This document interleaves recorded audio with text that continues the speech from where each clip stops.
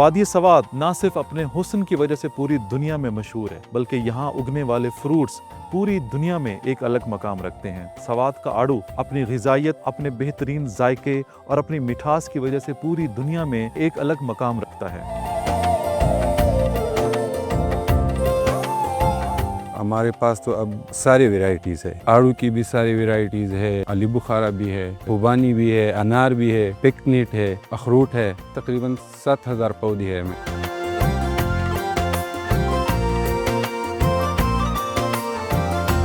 एक एक किस्म के आप 200 पौधे लगाए, 300 पौधे लगाए। वो इसलिए कि अगर एक वैरायटी में मार्केट गलत आ जाए, वो आपके लिए वो रेट ना करे तो दूसरा आपके लिए रेट कर लेगा, दूसरा ना करे तो तीसरा आपके लिए मार्केट का वो रेट कर लेगा, तो इंशाल्लाह आपका नुकसान नहीं होगा। 1 एकड़ से हम नेट जो है वो तकरीबन 4 से लेकर 5 लाख तक हम इससे आमदन ले सकते हैं।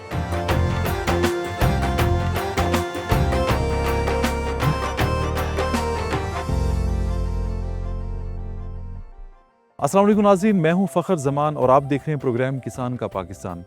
आज हम मौजूद हैं पाकिस्तान की सबसे खूबसूरत वादी यानी कि वादी सवात में। वादी सवात ना सिर्फ अपने हुस्न की वजह से पूरी दुनिया में मशहूर है, बल्कि यहाँ उगने वाले फ्रूट्स पूरी दुनिया में एक अलग मकाम रखते हैं। आज हम प्रोग्राम करने जा रहे हैं सवात के आड़ू पे। सवात का आड़ू अपनी ग़िज़ाइयत, अपने बेहतरीन जायके और अपनी मिठास की वजह से पूरी दुनिया में एक अलग मकाम रखता है। यहाँ के बेहतरीन ऑर्चर्ड आपको विज़िट करवाएंगे, यहाँ के फार्मर्स और माहिरीन से बात करेंगे और जानेंगे कि यहाँ पे कौन सी आड़ू की वैरायटीज़ पे काम हो रहा है और ये वैरायटी क्या सवात में सिर्फ फल दे रही हैं या पाकिस्तान के दूसरे इलाकों में भी ये वैरायटीज़ कामयाब हैं। आप हमारे साथ रहिए क्योंकि आपकी फलाह हमारी अव्वलीन तरजीह है।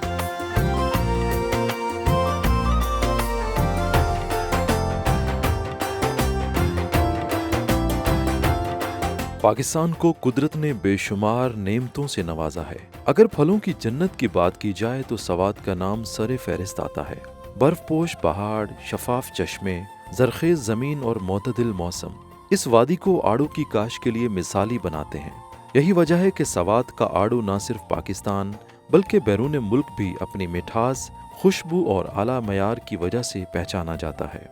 सवात में आड़ू की काश हज़ारों एकड़ रकबे पर की जाती है और हर साल हज़ारों टन पैदावार मकामी मंडियों तक पहुंचने के साथ साथ दूसरे शहरों में भी सप्लाई की जाती है। मुनासिब बागबानी, जदीद ज़रई तरीक़ों और बेहतर इंतज़ाम के ज़रिए इस पैदावार में मज़ीद इजाफ़ा किया जा सकता है। सवात में आड़ू की मुतअद्दिद अक़साम काश की जाती हैं, जिनमें Florida King, Florida Prince, Early Grand, Red Haven, Elberta, Desert Gold, जोलाई प्रिंस और मकामी अक़साम शामिल हैं। हर किस्म अपनी अलग मिठास, रंगत, जिसामत और पकने के वक्त की वजह से किसानों को मुख्तलिफ औकात में मंडी तक रसाई का मौका फराहम करती है, जिससे बेहतर कीमत हासिल करने में मदद मिलती है। एक कामयाब बाग सिर्फ अच्छे पौधों से नहीं बल्कि बेहतर फार्म मैनेजमेंट से बनता है। मुतवाज़िन खाद, बर वक्त आबपाशी, मुनासिब तराश खराश, बीमारियों और कीड़ों की मुसलसल निगरानी, मट्टी का तज्जिया और शहद की मक्खियों के ज़रिए पॉलिनेशन जैसी जदीद ज़री टेक्निक्स न सिर्फ पैदावार बढ़ाती हैं बल्कि फल के मयार को भी बेहतर बनाती हैं।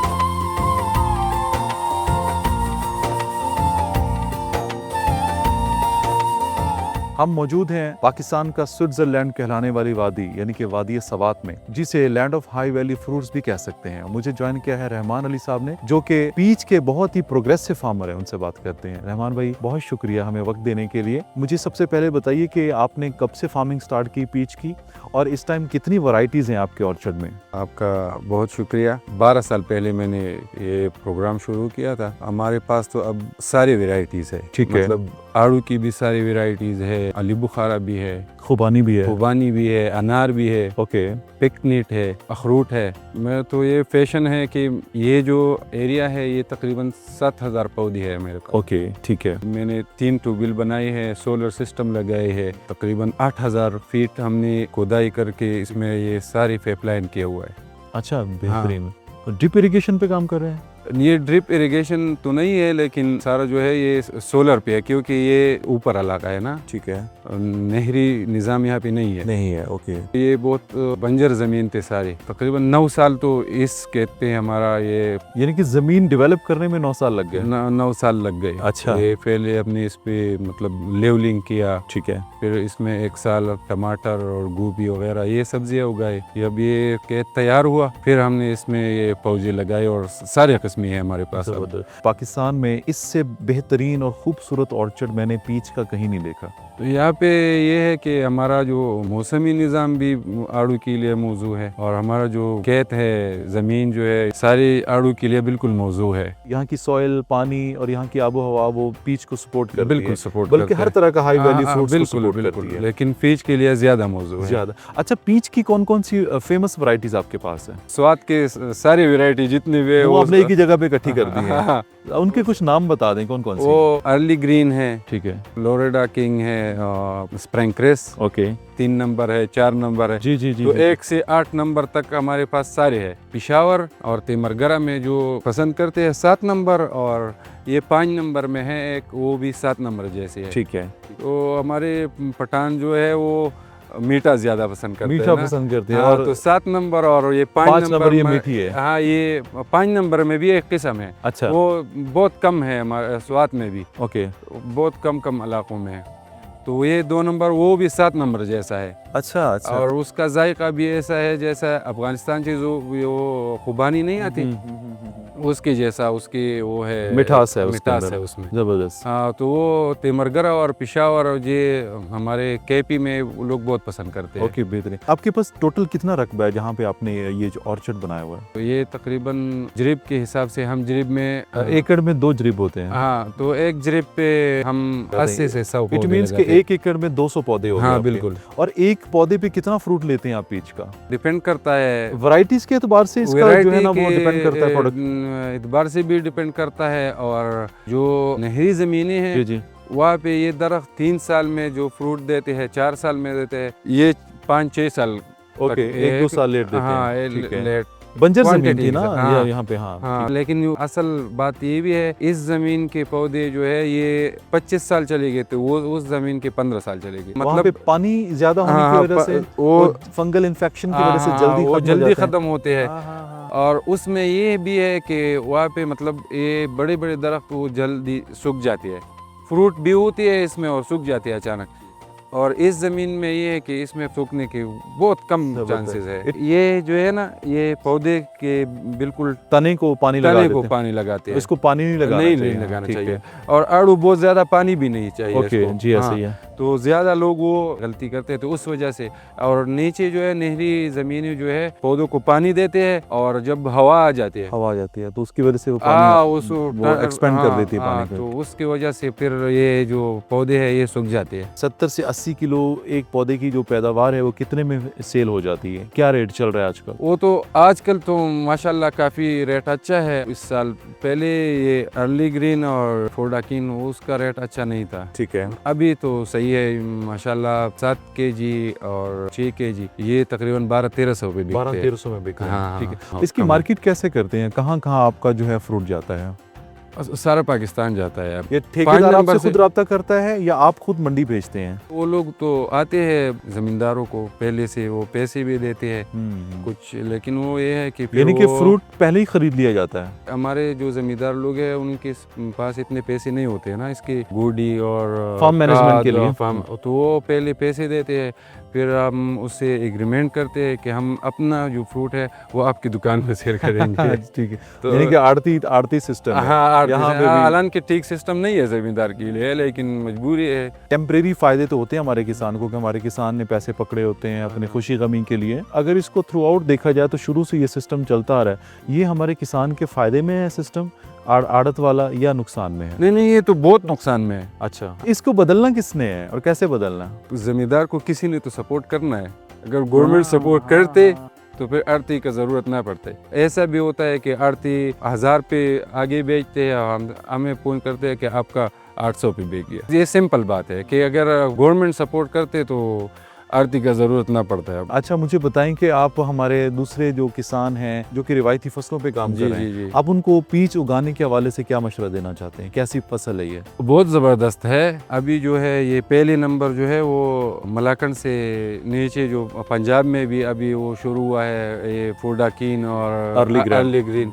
अगर वो कम करे तो ये 4 नंबर से आगे मेरे ख्याल में स्वाद के लिए ये मौजू है। ये बेस्ट है, और 4 नंबर से नीचे पंजाब के लिए बेस्ट है। हाँ, यहाँ पे तो थोड़े थोड़े ज़मीन होते हैं ना लोगों की। और वहाँ पे तो वसी वो- पैमाने पे लग हाँ, सकता है। मेरे इलाके में मेरे ख्याल में जितना आड़ू में हमारे खेत में किसी के पास नहीं है। मैं देख रहा हूँ बिल्कुल। पंजाब में तो छोटा जमींदार हो तो उसके पास भी वैसे वो तो हजारों के वो तो पौधे होते एकर्स हैं। में लगा हाँ, सकते हैं। यही। मेहमान भाई, बहुत शुक्रिया आपका। Thank you. Thank you so much.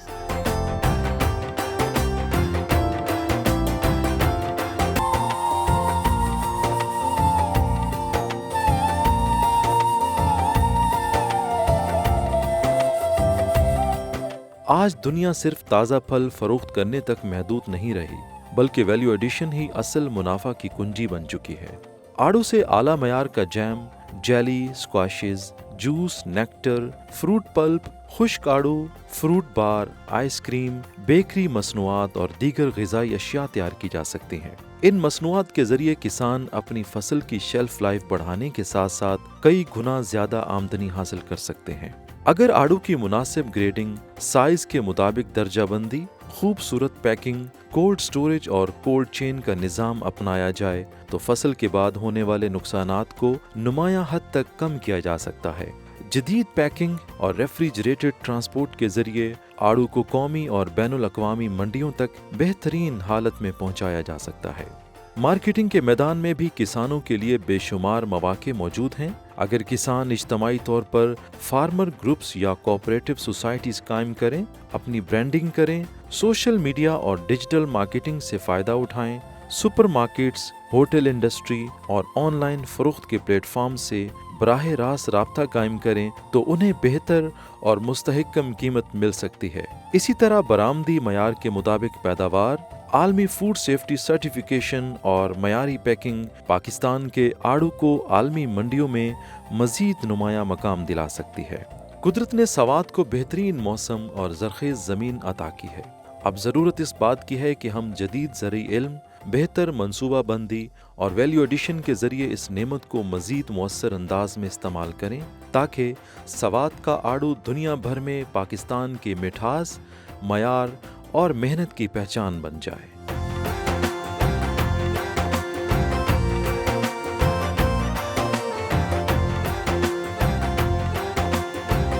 मेरे साथ मौजूद हैं जावेद रहमान साहब, जो कि सीनियर रिसर्च ऑफिसर हैं ARI सवात में। उनसे बात करते हैं पीच की फार्म मैनेजमेंट के हवाले से। थैंक यू सो मच हमारे प्रोग्राम का हिस्सा बनने के लिए। मुझे बताइए कि यहाँ पे इस ऑर्चर्ड में जो वैरायटीज़ हैं पीच की लगी हुई, वो डेफिनेटली आपके इदारे में तैयार हुई हैं, तो मुझे इनकी तैयारी के हवाले से बताइए और कौन कौन सी वैरायटीज़ यहाँ पे आपने इम्प्लीमेंट करवाई हैं। हमारे एग्रीकल्चर रिसर्च इंस्टीट्यूट मिंगौर स्वात में तकरीबन 80 सी पीच पे काम स्टार्ट किए और मुख्तलिफ जम प्लाज़म बाहर मुल्कों से मंगवाई है। यहाँ पे पहले इंस्टीट्यूट पे टेस्ट किए, फिर प्रोग्रेसिव ग्रोअर्स की ज़मीन पे टेस्ट किए। रिसर्च इंस्टीट्यूट पे पहले उसके एक्सपेरिमेंटल ट्रायल हुए हैं और उसमें से मुख्तलिफ तकरीबन 100 से ज़्यादा जम प्लाज़म हमने टेस्ट किए। उसमें से 12 वेराइटीज़ जो है हमने कमर्शलाइज़ की है और ज़मींदारों के बागात पे लगे हैं। इसमें इस तरह है पीच में कि ये सिक्वेंशनल रैपनिंग ग्रुप्स होते हैं। ठीक है। मतलब एक अर्ली आते हैं, फिर बाद में आते हैं, फिर आखिर में आते हैं। तो ये स्टार्ट होती है तकरीबन स्वात में, ये मई से स्टार्ट होती है और अगस्त एंड तक चलती है। जो सबसे पहली वैरायटी आती है वो है अर्ली ग्रैंड और फिर आती है स्प्रिंग क्रस्ट। इसमें ही अर्ली ग्रैंड है और मुख्तलिफ वैरायटीज़, अर्ली ग्रैंड है, स्प्रिंग क्रस्ट है, कार्मन है, कोरोनेटो है, फ्लोरिडा किंग है, फ्लोरिडा गोल्ड है, टेक्सास Y455 है, अच्छा। NJC 84 है, अर्ली मारे रिलीज है, ठीक है। गोल्डन है, मुख्तलिफ वैरायटीज़ है तकरीबन। अब उसमें से हमने 12 वैरायटीज़ जो है वो कमर्शलाइज़ की है, लेकिन हमारे नाम जो है वो टेक्निकल नाम है और ज़मींदारों ने फिर मेच्योरिटी के हिसाब से नंबरिंग दिए, 1 नंबर, 2 नंबर, 3 नंबर, इस तरह वैरायटीज़ है। ठीक है। तो ये जो अर्ली लो चिल वैरायटीज़ हम उसको कहते हैं, वो है अर्ली ग्रैंड और फ्लोरिडा किंग। तो नीचे इलाकों में हो सकते हैं, ठीक है। पंजाब में भी हो सकते हैं, पेशावर, मर्दान, चरसदा, सवाबी तक। ओके। और जो हाई चिल वैरायटीज़ है स्प्रिंग क्रस्ट के ऊपर, ये वैरायटीज़ भी यहाँ पे होती है, ओके। अर्ली ग्रैंड और फ्लोरिडा किंग। ठीक है। लेकिन अब जब हम ऊपर स्वाद की तरफ जाते हैं वहाँ पे ठंड ज़्यादा होती है तो वो आप ये फ्लावर अर्ली देती है। ठीक है। तो जब इसके फ्लावर नहीं कराती है, मौसम ठंडा पड़ जाता है तो इसके फ्लावर डैमेज होते हैं। ठीक है। तो अपर स्वाद में हम ये वैरायटीज़ रिकमेंड नहीं करते और नीचे जो है ये रिकमेंड करते हैं। बेहतरीन। और ये बाकी जो वैरायटीज़ स्प्रिंगफील्ड के ऊपर 2 नंबर के ऊपर 8 नंबर तक, 8 नंबर के बाद भी अभी हमारे पास वैरायटीज़ आई है। और 8 नंबर इंडियन ब्लड जो वैरायटी है इसको 8 नंबर लोग कहते हैं। ठीक है। इसके बाद हमारे पास वैरायटी है वेनस, एक वैरायटी है आई है, वो बिल्कुल आखिर में तकरीबन अगस्त के बाद वो ठीक है। पकती है। तो ये जो 12 वैरायटीज़ है ये हमने कमर्शलाइज़ की है और ज़मींदारों के फील्ड पे ये लगे हैं। हर जो नस्ल है पीच की उसकी फार्म मैनेजमेंट अलग होती है या इनकी सेम फार्म मैनेजमेंट होती है? तकरीबन सेम है, लेकिन जो अर्ली वैरायटीज़ है इसकी मैनेजमेंट थोड़ी सी आसान है। ठीक है। क्योंकि अब ये मतलब इसमें मार्च में इसमें फ्लावरिंग आती है और फ्रूट सेट होती है और मई तक जो चलती है इसकी फार्म मैनेजमेंट आसान है। इसमें डिजीज़ भी कम है, ओके। इंसेक्ट भी इस भी कम आते ठीक है। हैं, जल्दी ये पकते हैं, इसकी मैनेजमेंट आसान है। लेकिन जो लेट मेच्योरिंग वैरायटीज़ है उसके मसाइल थोड़े से ज़्यादा हैं। ठीक है। क्वालिटी वाइज या टेस्ट वाइज जो लोग पसंद करते हैं वो लेट वैरायटीज़ है। अब उसमें कौन कौन सी हैं? उसमें से एनजे सिटीपुर जो लोग ज़मींदार 5 नंबर कहते हैं, गोल्डन कहते हैं, ओके। एक स्वानी वैरायटी है, ठीक है। एक वाइट फ्लैश वैरायटी है, 7 नंबर ज़मींदार कहते हैं, लेट मरी डिलीजिया के नाम से रजिस्टर है। फिर इंडियन ब्लड जो है 8 नंबर ज़मींदार कहते हैं। ये सबसे मीठी वैरायटीज़ है और मार्केट में डिमांड इसकी बहुत ज़्यादा है। ओके। लेकिन उसके मसाइल ये है कि उस पर डिजीज़ ज़्यादा आते हैं, फ्रूट फ्लाई भी उस पर आती उसके है स्वीट होने की वजह से और स्वीट होने की वजह से वो लेट पकती है। उस टाइम में गर्मी होती है, गर्मी ज़्यादा पड़ती है और जब थोड़ा सा बारान हो जाए या आप इरिगेशन कर ले तो ज़मीन में जो है कीड़े मौजूद होते हैं ये निकल आते हैं और फिर ऐसे फ्रूट्स में अंडी देती है और उसको फ्रूट फ्लाई कहते तो हैं। फिर इनका इलाज कैसे करते हैं? उसका मैनेजमेंट थोड़ा मुश्किल है लेकिन वो तो और ट्रिकी भी है। उसके सबसे उसमें जो ये ज़रूरी बात है आपको अपने बाग को बिल्कुल सैनिटेशन जो है, जो फ्रूट नीचे गिरते आपने इकट्ठा करके ज़मीन के अंदर 2-2.5 फुट तक नीचे जो है वो दफनाना है। ठीक है। फिर उसमें उसके अपने ट्रैप्स मिलते हैं, फ्रूट फ्लाई ट्रैप्स, और ट्रैप्स आपने लगानी पड़ती है। फिर जब अटैक ज़्यादा हो तो उसी टाइम पर आपने स्प्रे करनी है। ठीक है। पीचेस में दूसरे फ्रूट्स की तरह इसके प्रूनिंग भी बहुत लाजमी है। साल में 2 दफ़ा इसकी प्रूनिंग करनी पड़ती है। एक विंटर प्रूनिंग जो दिसंबर और जनवरी में करते हैं, नवंबर दिसंबर और जनवरी में। एक समर प्रूनिंग जो जुलाई में। ये दोनों टाइम में जो है इसकी प्रूनिंग जो है वो बहुत लाजमी है। एक जो है डार्मेंट स्प्रे हम कहते हैं, जब आप विंटर वाली कटाई कर ले तो उसके बाद आपने कापर बेस फंजीसाइड और उसकी वो स्प्रे करनी है। उसके बाद एक ऑर्गेनिक ऑयल आती है, वो जहर नहीं है, ठीक है। वो ऑर्गेनिक ऑयल है, उसके भी आपने स्प्रे करने हैं। ठीक है। तो जब आप ये विंटर स्प्रे कर ले तो काफ़ी हद तक आपकी वो डिजीज़ और इंसेक्ट जो है उसकी उग्स वो कंट्रोल हो जाती है। ठीक है। अपर जो ऑन सीज़न है, ग्रोइंग सीज़न है, उसमें आपकी स्प्रे की ज़रूरत बहुत कम पड़ेगी। और जब आपने ये दिसंबर में ये वो नहीं की डार्मेंट स्प्रे तो आपको फिर स्प्रे ज़्यादा करनी पड़ेगी। 1 एकड़ के लिए आप कितने प्लांट्स रेकमेंड करते हैं और उसका फासला कितना होना चाहिए? ये 20 बाई 20 फासला हम वो रिकमेंड करते हैं और 1 एकड़ में आते हैं 110 प्लांट्स। ठीक है। जी। अच्छा, तो कितनी प्रोडक्शन आ जाती है एक पौधे से? एक पौधे से तकरीबन मेच्योर से तो ज़्यादा आती है, लेकिन 34 साल के बाद तकरीबन 50 से लेकर 80 तक 80 केजी तक। और इसकी लाइफ कितनी होती पौधे की? ये मैनेजमेंट पे डिपेंड करता है। जब मैनेजमेंट अच्छी हो तो ये 20 साल तक चलती है। मैनेजमेंट कमज़ोर हो या पानी आप ज़्यादा देते हैं या इरिगेटेड लैंड हो तो वहाँ पे तकरीबन 12 से 15 साल तक लगती है। ठीक है। इस तरह ज़मीन हो, जब बंजर ज़मीन हो या पानी कम हो और आपकी मैनेजमेंट अच्छी हो तो ये 20-22 साल तक चल सकती है। और 20-22 साल तक फ्रूटिंग देता रहता है। ओके। लेकिन आपने सही तरीके से इसको मतलब फिर वही मुतवाज़िन अज़ाई देना है और ये हर साल जो है मुतवाज़िन कटाई, और बीच में हम साल में 2 दफ़ा ये ज़रूर, एक विंटर प्रूनिंग और एक समर प्रूनिंग, ये दोनों करनी है तो इंशाल्लाह आपके बाग तकरीबन 20-22 साल तक फिर चलेगा। ठीक है। इसकी नर्सरी बनाने का कोई तरीका बता दीजिए, और अगर किसी को पौधे चाहिए पीच के तो वो कैसे रब्ता करे आपसे? जी, फ्रूट की 2 हिस्से है, एक ज़मीन के नीचे होता है, एक ऊपर होता है। ज़मीन के नीचे वाला जो हिस्सा है रूट्स वाला हिस्सा, इसको हम रूट स्टॉक कहते हैं। रूट स्टॉक के लिए हम वाइल्ड जो हमारे स्वाद का पुराना वाइल्ड देसी अड़ू है जी, वो हम लगाते हैं। वो हम उसकी नवंबर में स्विंग करते हैं। ठीक है। उसकी फिर जर्मिनेशन होती है, फरवरी में वो जर्मिनेट हो जाते हैं। अभी इस जून में वो बडिंग के लिए तैयार होते हैं। जून में मुख्तलिफ वैराइटीज़ के उसमें बडिंग लगाते हैं, फिर नेक्स्ट फरवरी तक उसके 1 साल में इसका पौधा तैयार हो जाता है। ठीक है। ठीक है जी। तो फिर फरवरी में भी इसके मतलब अपनी प्लांटेशन करनी है। अपने पौधे लेने हो तो सबसे पहले हमारे जो रिसर्च इंस्टीट्यूट है उसमें थोड़े पैमाने पे मिलते हैं। बाकी स्वात मंगलौर में मुख्तलिफ नर्सरीज़ है, रजिस्टर नर्सरी ग्रोवर्स है, या हमारे साथ तकरीबन 50 के अबाउ नर्सरीज़ जो है वो रजिस्टर हैं। ठीक है। उससे आपको फ्रूट्स प्लांट्स जो है वो आसानी से मिल सकते ठीक है, अभी जो बेस्ट वैरायटीज़ हैं जो आपको लगता है कि पूरे पाकिस्तान में फेमस हैं, या ख़ास तौर पे जनूबी पंजाब में जो वैरायटीज़ ज़्यादा कामयाब हैं, वो कौन कौन सी हैं। हैं? जुनूबी पंजाब में अर्ली ग्रैंड, ठीक है, Florida King, Florida gold, Texas paper 55, ठीक ये है। अर्ली वेराइटीज़ है, ये वहाँ पे हो सकते हैं। ओके। और यहाँ पे जो है तकरीबन सारी वेराइटीज़ अच्छी है, ये एक दूसरे से अच्छी है, लेकिन ये है कि हमने जो ग्रुप्स वो किए कि हम मार्केट कैप्चर कर ले, ठीक है, मई से स्टार्ट हो जाए, उधर वहाँ तक अगस्त सितंबर तक चले जाए। ठीक है जी। इसमें ये है कि अगर बंदा 4-5 हज़ार पौधे लगाते हैं या 1000-2000 से ज़्यादा लगाते हैं, तो एज रिसर्चर मैं उसको रिकमेंड करता हूँ कि आप एक किस्म ना लगाइए, ठीक है, ब्लॉक्स में लगाइए, लेकिन एक किस्म के आप 200 पौधे लगाइए, 300 पौधे लगाइए। ठीक है, वो इसलिए कि अगर एक वैरायटी में मार्केट गलत आ जाए, वो आपके लिए वो रेट ना करे तो दूसरा आपके लिए रेट कर लेगा, दूसरा ना करे तो तीसरा आपके लिए मार्केट का वो रेट कर लेगा, तो इंशाल्लाह आपका नुकसान नहीं होगा। ठीक है। अच्छा, किसानों को मशवरा देना चाहेंगे जो रिवायती फसलें लगा रहे हैं, जी। तो उनको इस तरह के हाई वैल्यू फ्रूट्स की तरफ आना चाहिए, नहीं आना चाहिए, और अगर आना चाहिए तो इसमें क्या चार में कितना फ़ायदा उठा सकते हैं? इसमें तो ये गंदम और मकई एक तो हमारा ऑफ सीजन वेजिटेबल है, ऊपर अपर स्वाद का, जी जी, उसका अपनी एक वैल्यू है, लेकिन ये इलाके जहाँ पे गंदम और ये मेज़ होती है, तो उससे इसकी पैदावार जो है तकरीबन 3 गुना 4 गुना है, ज़्यादा है। जी ज़्यादा है। 1 एकड़ से हम नेट जो है वो तकरीबन 4 से लेकर 5 लाख तक हम इससे आमदन ले सकते हैं। ठीक है तो ज़रूर आना चाहिए fruit culture high value crops में। सर, बहुत शुक्रिया, जी, थैंक यू सो मच। शुक्रिया।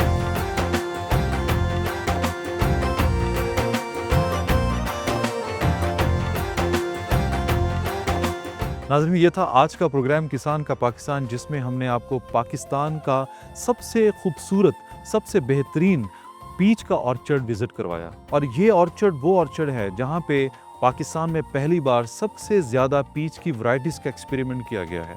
मैं उम्मीद करता हूँ कि आज का प्रोग्राम आपको बेहद पसंद आया होगा। अपने फ़ीडबैक का इजहार कीजिएगा, क्योंकि आपका फ़ीडबैक मुल्क की ज़रूरी तरक्की में अहम किरदार अदा करता है। मुझे और मेरी टीम को दीजिए इजाज़त। आप देखते रहिए प्रोग्राम किसान का पाकिस्तान, फ़ख्र ज़मान के साथ, ओनली ऑन डिस्कवर पाकिस्तान, क्योंकि खेतों की हरियाली पाकिस्तान की खुशहाली है।